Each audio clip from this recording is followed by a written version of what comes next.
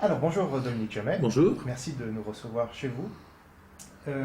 Alors moi je vous ai connu, c'était il y a quelques temps, à travers la rediffusion d'une émission de Pollack sur la mort de Charlie Hebdo.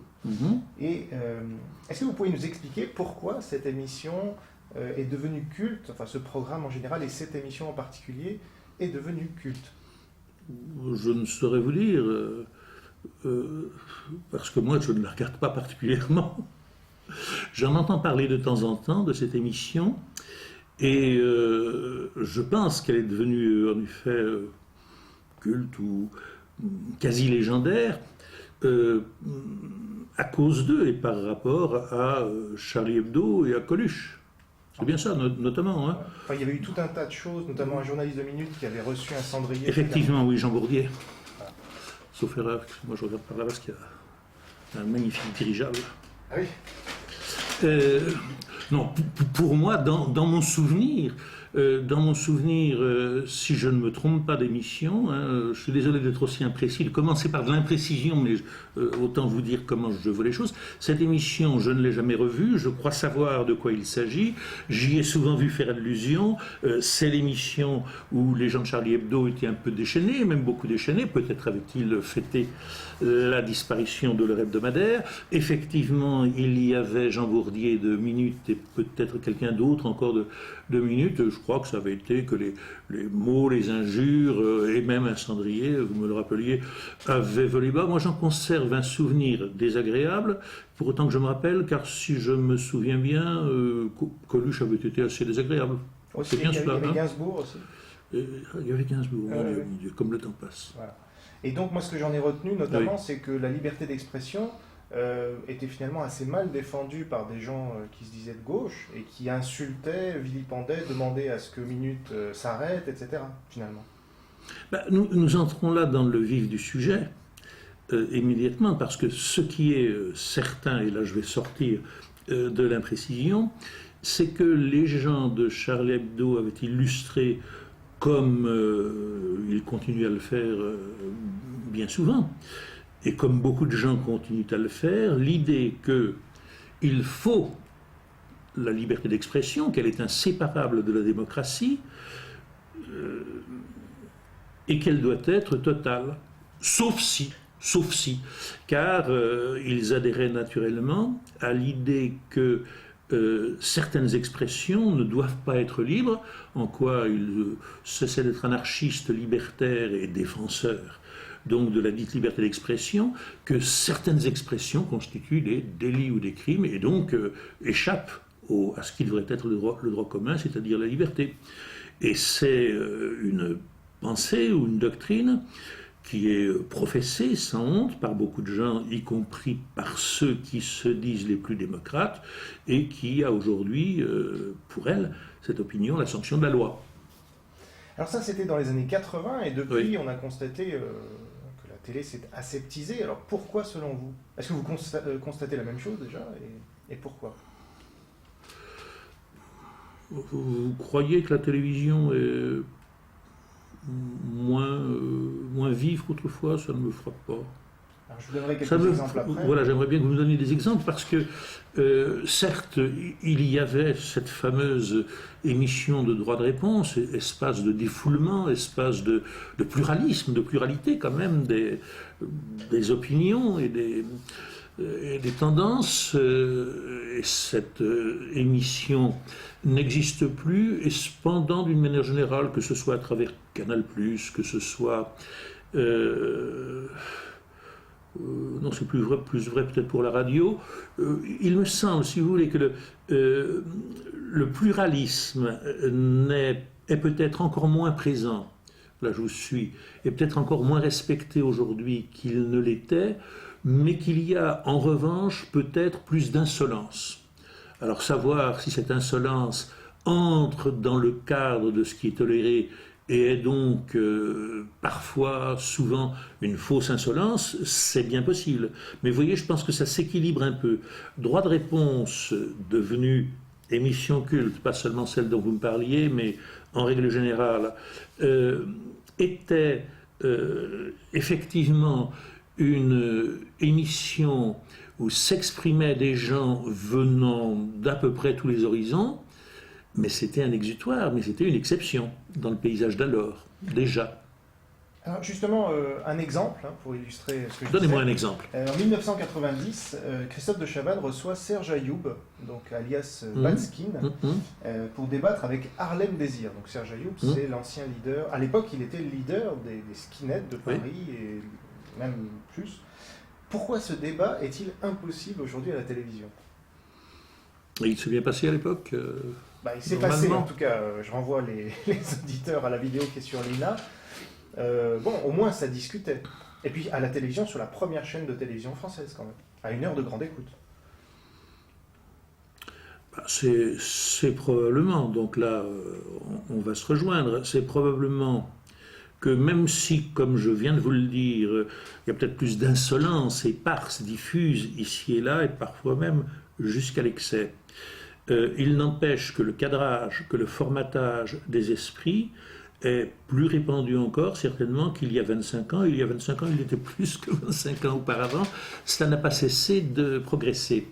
Et pas seulement sur des sujets où, avec des interlocuteurs particulièrement, des sujets scabreux, ou des interlocuteurs particulièrement sulfureux, comme l'on dit, mais je dirais d'une manière générale, et je vais vous donner à mon tour un exemple.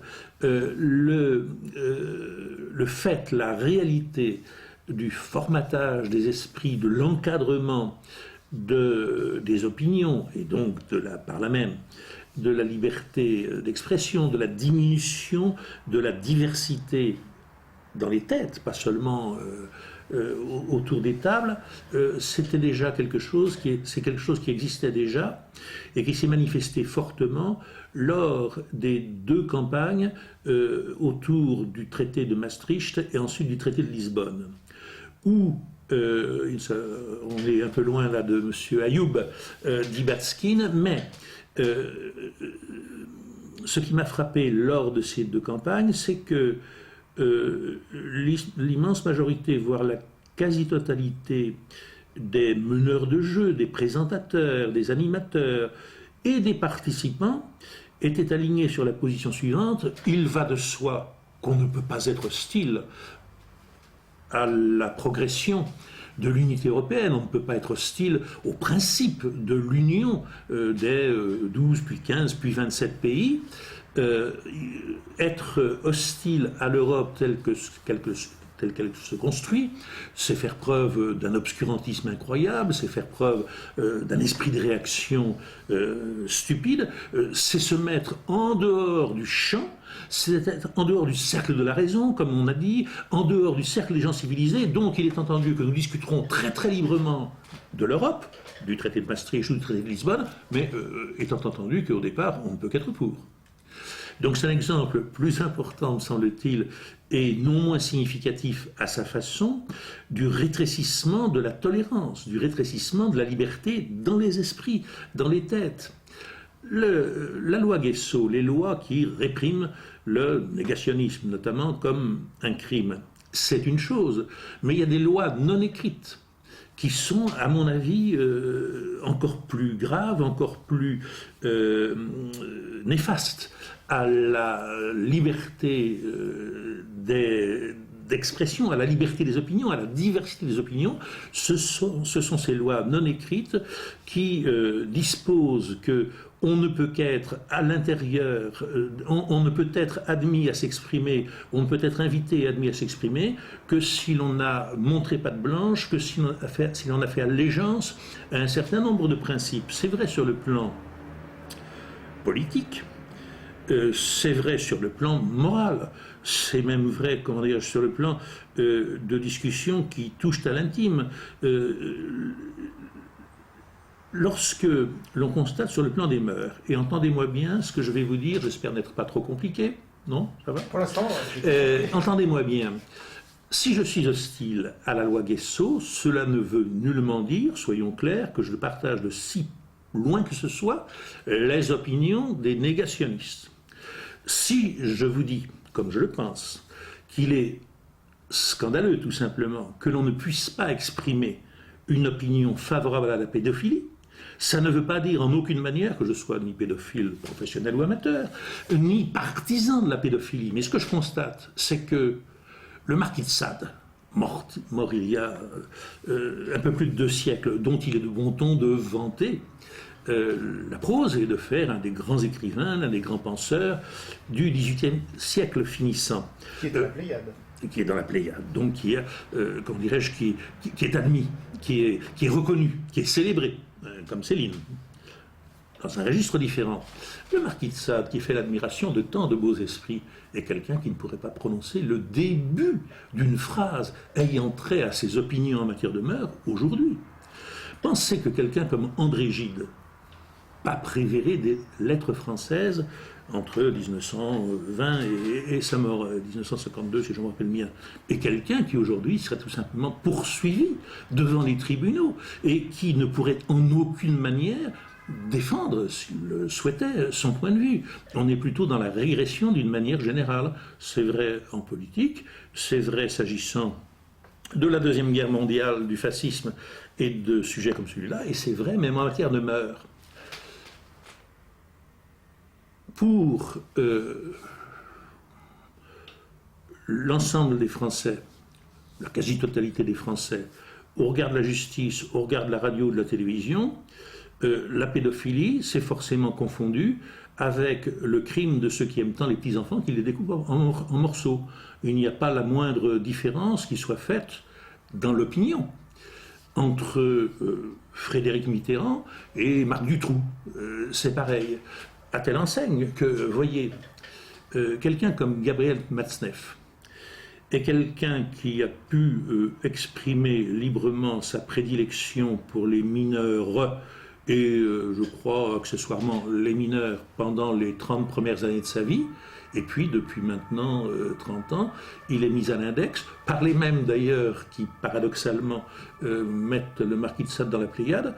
Mais on voit bien que, même sur le plan des mœurs où l'on se croit libéré, la réprobation morale, la condamnation par les tribunaux, l'interdiction de s'exprimer vont de pair et sont entrés réellement dans la vie quotidienne et dans la tête des gens. Alors si on veut se faire un peu l'avocat du diable pour qu'il y ait un peu de débat, faisons-nous l'avocat du diable. Est-ce qu'on ne peut pas croire ceux qui nous disent mais c'est parce que la société a progressé, elle s'est civilisée, donc il y a certaines choses qui étaient acceptables avant et qui ne le sont plus. Par exemple, tout le monde n'était pas antisémite, mais enfin personne n'était prosémite au moment de Drummond par exemple, on l'a oublié aujourd'hui. Donc finalement, est-ce que des pensées antisémites ont encore droit de citer aujourd'hui? Que voulez-vous dire? C'est-à-dire que de les interdire, finalement, c'est peut-être une bonne chose. Je me fais l'avocat du diable encore une fois, mais dans l'espace public, est-ce que ce genre de pensée n'aurait pas plus de conséquences néfastes que positives? C'est-à-dire l'idée que l'antisémitisme est quelque chose qui n'est pas tolérable.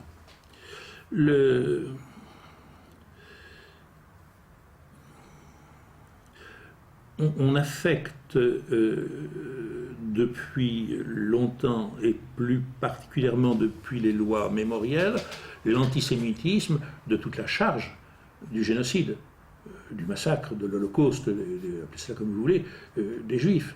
C'est-à-dire qu'il y a effectivement, sur ce point, et on va pouvoir peut-être en trouver d'autres, il y a sur ce point une interdiction de parler, une interdiction d'écrire, des choses qui sont considérées, qui dans un premier temps sont considérées, ou je ne sais pas dans quel sens ça fonctionne d'ailleurs, enfin, qui premièrement sont considérées comme des délits par la loi, et qui sont considérées comme des choses à interdire par la société. La loi et la société vont actuellement dans le même sens, et on réduit d'un commun accord la possibilité des expressions hétérodoxes, marginales, considérées désormais comme des crimes ou des délits. C'est si vrai d'ailleurs que on est passé dans le même temps, vous me parliez de l'antisémitisme, mais on a un exemple plus récent de limitation de la liberté d'expression. Il y a 30 ans, précisément, la peine de mort existait en France. Elle a été abolie.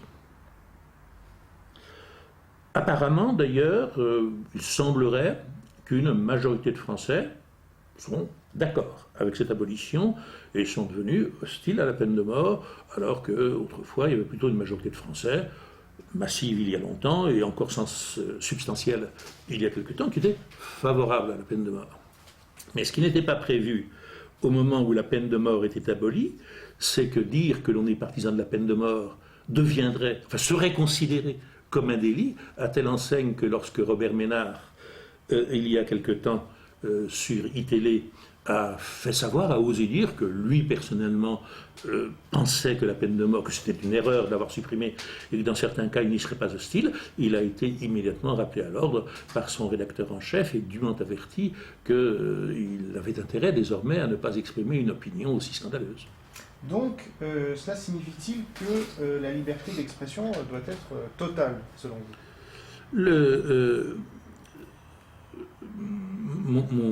Mon point de vue là-dessus est le suivant, il est simple. Dès l'instant que une opinion, quelle qu'elle soit, ne se traduit pas par un appel à la haine, par un appel à la torture ou par un appel au meurtre, mon opinion est que toutes les opinions, sans exception, devraient être libres. En d'autres termes, et pour prendre un exemple extrêmement simple, on devrait pouvoir dire je ne suis pas hostile à la peine de mort, ou le fascisme ou le nazisme sont les idéologies dont je me rapproche le plus, mais il me paraît normal, c'est la moindre des choses même, d'interdire, et c'est la seule exception que je fais personnellement à ce souhait de la liberté totale, il n'est pas anormal d'interdire l'expression d'une opinion qui consisterait à dire descendez dans la rue et tirez sur les gens, mettez les gens dans les camps de concentration, enfermez les gens en fonction de leur race, de leur religion ou de leurs opinions. En d'autres termes, tout appel à la haine, à la violence, au meurtre explicitement exprimé est quelque chose qui n'entre plus dans le cadre de la liberté d'expression, de la liberté d'opinion. Tout le reste, sans exception, devrait être permis. C'est ça, donc on peut aussi vous dire, après tout, vous aussi vous avez votre mais. Parce que par exemple, oui, aux États-Unis, il y a un parti nazi qui défile. Oui. Bon, est-ce que c'est gênant? Non, attendez. Je pensais avoir été clair. Je vais essayer de l'être davantage. On peut parfaitement, à mes yeux, plaider, soutenir l'idée que toutes les races ne sont pas identiques et que toutes les races ne présentent pas les mêmes caractéristiques, n'ont pas les mêmes qualités, ne sont pas également agréables ou aimables à nos yeux. Je considère que quelqu'un qui pense comme cela ne pense pas comme moi, mais je considère qu'il doit avoir le droit de le dire. Mais passer de ce point de vue à l'appel au meurtre, c'est-à-dire je suis membre du Ku Klux Klan et il faut lyncher ce nègre ce soir, non, non, non et non. Pourquoi? Parce qu'on sort là, de toute évidence, de la libre expression d'une opinion pour entrer dans l'appel à la haine, au meurtre, à la violence, qui ne me paraissent pas faire partie, n'est-ce pas, qui ne me paraissent pas faire partie d'une civilisation, de ce que doit être une civilisation. Très bien, ça mérite d'être clair. J'espère. Question un peu annexe, mais très importante. Est-ce que pour vous, nous vivons aujourd'hui en démocratie en France? Je vous dirais que c'est une question difficile et c'est pour cela que j'hésite avant de vous répondre, pour essayer de répondre clairement et complètement. Je vous dirais que en France, nous avons toute licence d'être démocrates. Que rien, absolument rien, il faut quand même en tenir compte, c'est extrêmement important, absolument rien ne s'oppose dans la société française, dans les institutions françaises, à l'établissement ou au règne d'une démocratie complète. C'est dans la pratique que cela pêche quelque peu. Rien n'empêcherait les Français, s'ils le souhaitaient, il n'existe en France, il n'existe aucun obstacle au règne d'une démocratie sans limite, sans frontières. C'est l'usage, c'est la pratique qui a fait, dans l'indifférence ou avec le consentement du peuple français, que toutes sortes de limites ont été apportées à l'exercice normal de la démocratie, et que dans la réalité, toutes sortes de petites ou de grosses ficelles, de petites ficelles ou de gros câbles, ligotent plus ou moins le Gulliver français. On ne peut pas dire que... mais là, on déborderait du plan des principes, enfin on passerait du plan des principes au plan de la réalité, qui n'a pas moins d'intérêt. On ne peut pas dire que tous les Français on ne peut pas dire que tous les Français sont égaux devant la justice. On ne peut pas dire que tous les Français sont égaux devant la maladie. On ne peut pas dire que tous les Français sont égaux devant les possibilités de consommer. On ne peut pas dire que la démocratie française soit une démocratie parfaitement juste, parfaitement égalitaire et tout à fait universelle. Mais rien n'empêcherait les Français, je le répète, s'ils le souhaitaient, s'ils avaient plus de civisme et s'ils prêtaient plus d'attention et plus d'énergie à la politique qu'ils ne le font, rien ne les empêcherait de démolir toutes les Bastilles modernes et de faire régner la liberté dans ce pays. Donc on n'est pas dans un pays où la démocratie, il faut le dire, c'est quand même heureux, on n'est pas dans un pays où la démocratie est empêchée ou réprimée par la loi, par la doctrine. Il n'y a pas quelque part, il n'y a pas de dictateur, il n'y a pas de roi, il n'y a même pas d'assemblée qui ose s'élever de quelque manière que ce soit contre le règne de la démocratie. Très bien. Tout est pour le mieux, dans le meilleur des mondes, sur le plan des principes. C'est ça. Et c'est pas ironique. Non. Donc, une question sur les médias, quand même très important. Est-ce que selon vous, on peut changer les médias, que ce soit par une instance du genre conseil de presse, qu'on a dans beaucoup de pays, mais pas en France, ou bien les médias sont-ils définitivement une cléricature, comme dit Régis Debray, qui sont les seuls à pouvoir se juger? Je me méfie beaucoup de toute instance, soit corporative, soit extra-corporative, qui serait chargée de juger de ce qui est bon et de ce qui ne l'est pas, de ce qui est permis et de ce qui ne l'est pas dans les médias. En fait, même sans qu'il y ait de semblables instances, dans la mesure où la classe médiatique ou les journalistes ont du pouvoir les uns sur les autres, ils ne l'exercent pas toujours dans le sens de la liberté. Je ne souhaite pas de conseil de l'ordre, je ne souhaite pas de conseil de presse, de choses comme cela.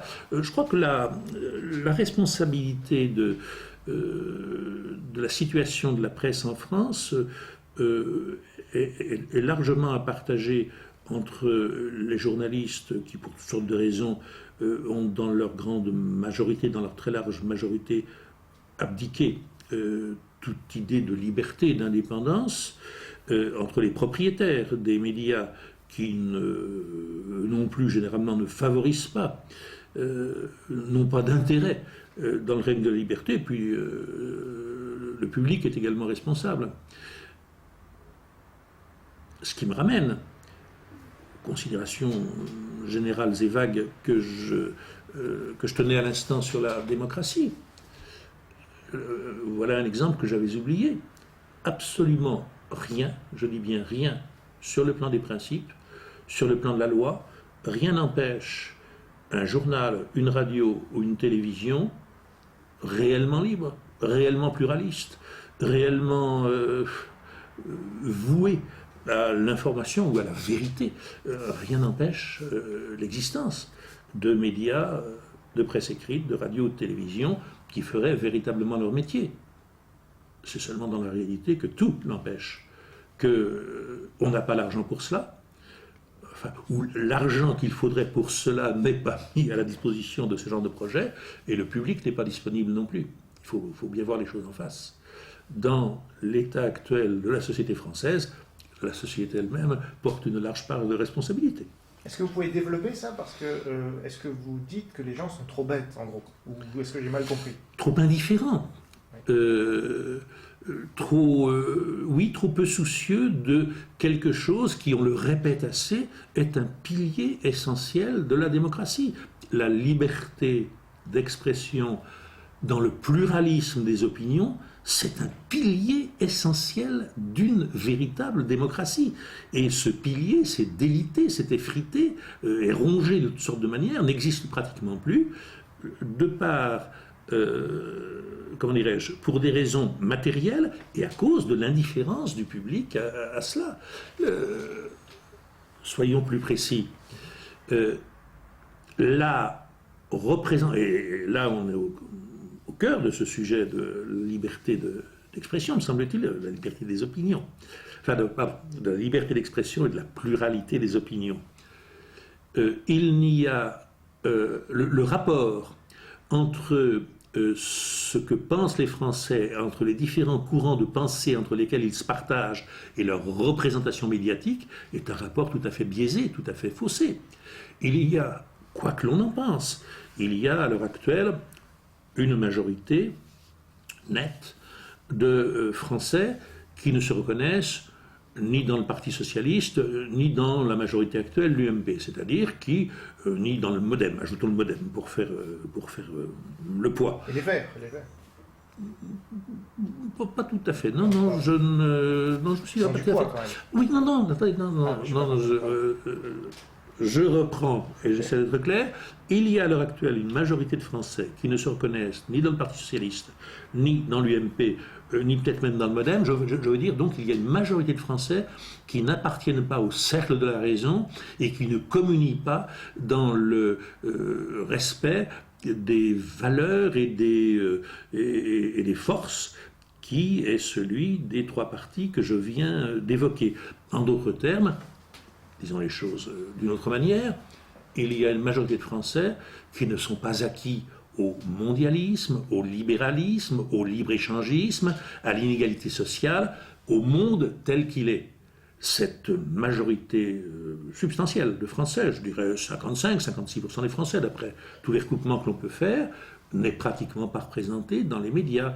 Les médias chantent une autre chanson aux Français.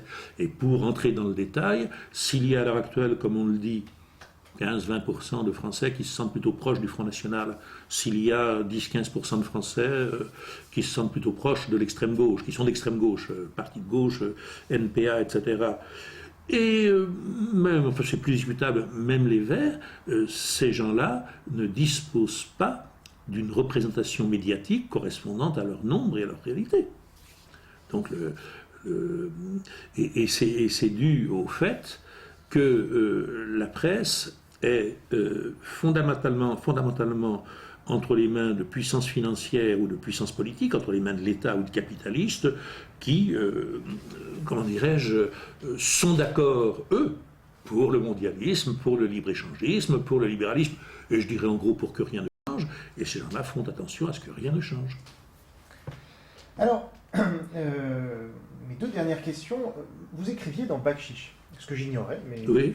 Vous l'avez dit à Robert Ménard, bon alors oui. Bakchiche n'existe plus. Non. Or, ce journal m'a gravement censuré, ah bon figurez-vous, comme je l'ai révélé sur Enquête et Débat. Alors, pour vous résumer un peu l'affaire, ils devaient m'interviewer pour un livre que j'ai écrit sur Alain Finkielkraut, et ils ont annulé 2 fois de suite le rendez-vous, donc c'est Nicolas Beau, que j'appelle maintenant ni résistant. Oui. Alors, une fois parce qu'ils ont découvert que j'étais aussi l'éditeur d'un livre où l'un de leurs anciens collaborateurs, Jean-Baptiste Rivoire, qui est un journaliste qui travaille aussi sur Canal+, était mis en cause. Oui. Et ensuite, parce que je mettais en cause dans mon livre de Finkielkraut un de leurs anciens collaborateurs, un autre, qui s'appelle Sébastien Fontenelle. Bon. Qu'est-ce que cela vous évoque?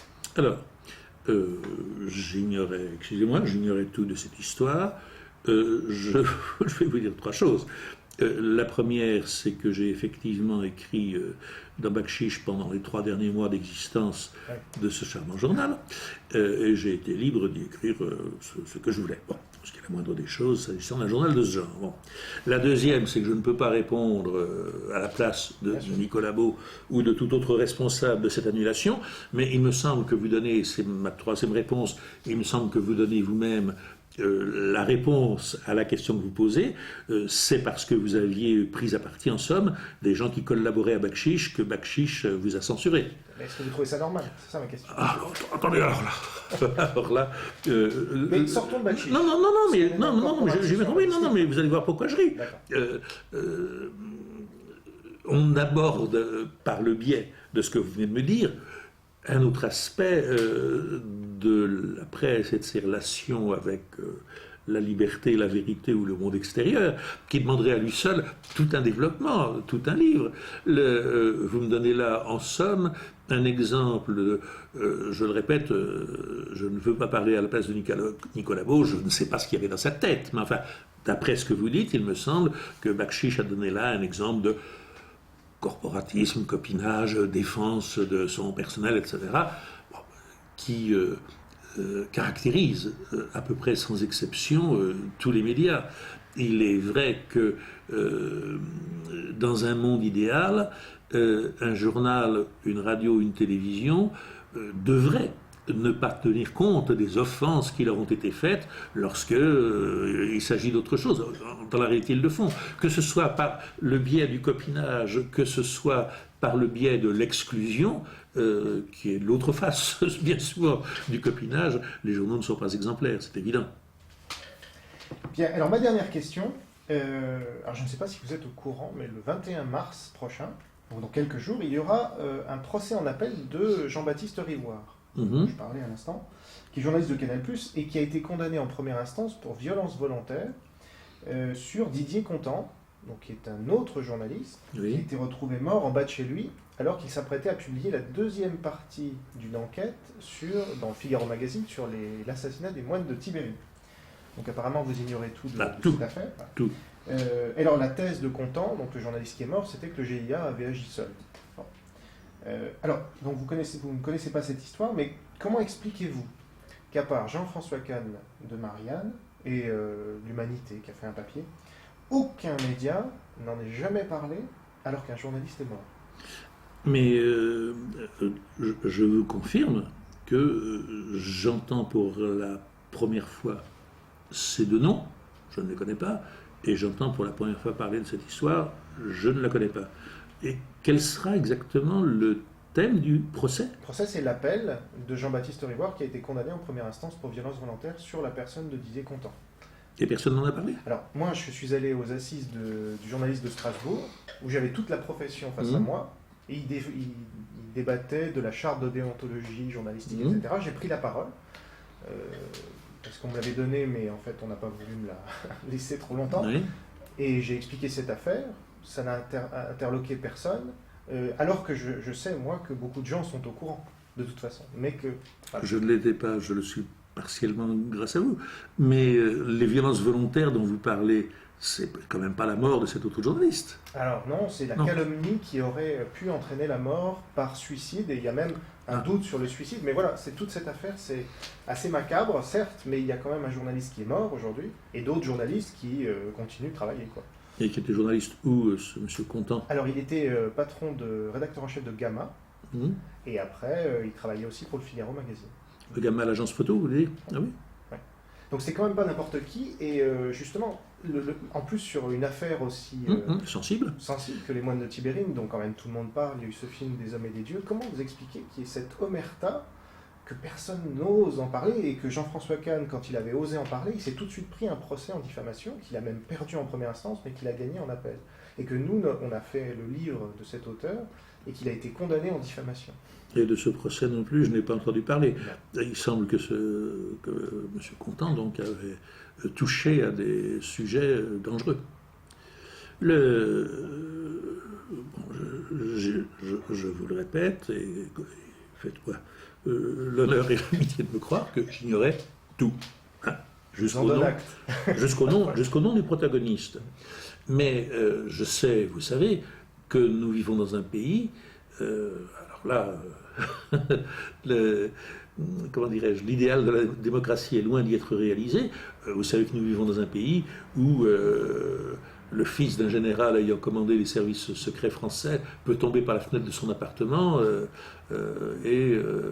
sans que, malgré quelques timides malgré quand même quelques questions posées ici, là, quelques remous. Il y a eu quelques remous. Mais enfin, sans que jusqu'à présent la justice se soit intéressée au cas de ce monsieur. Vous savez que nous vivons dans un pays où la mort de Robert Boulin, il y a maintenant 30 ans, Dans une flaque d'eau, comme c'est connu. aurait dû susciter depuis ces 30 ans une enquête plus satisfaisante, plus poussée que celle qui a été faite. Mais- Donc il semblerait qu'on soit dans la même catégorie. Oui, sauf que là, on touche au journalisme. C'est-à-dire que tout le monde en France connaît le nom d'Anna Politkovskaya, qui est absolument imprononçable, Oui. et personne ne connaît celui de Didier Contant. Vous voyez, Oui, ben, je le alors qu'il connais. est français. Je le connais maintenant. Ben, écoutez, 21 mars, où ça? À Paris? Tribunal correctionnel, Ouais. l'appel, 21 mars. voilà. C'est où? Au tribunal de grande instance, je pense. C'est quand? 9h? Ça, je vous dirai, mais Dites-moi, ça dites-moi. vous intéresse du coup? Bah oui, Très bien, rendez-vous c'est là-bas. tellement curieux. Merci beaucoup Dominique Jamais de votre temps. Je vous en prie.